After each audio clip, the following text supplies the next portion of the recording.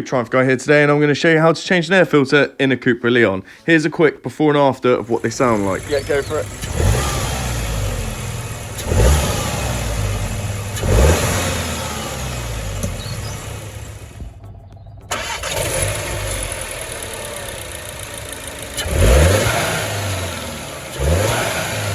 It's really hard to pick up on the audio there, however, as that revs die down, you hear more of a whoosh sound with the aftermarket forged air filter, okay?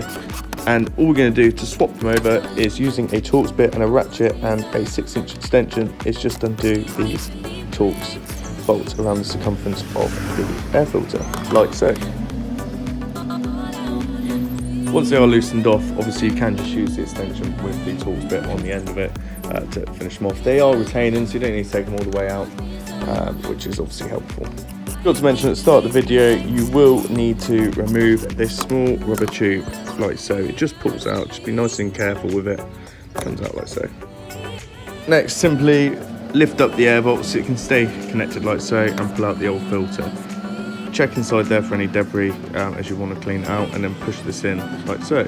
Make sure there's no gaps around the outside or the filter will not be effective. Line her up and then put the Torx screws back in, and it's easy as that.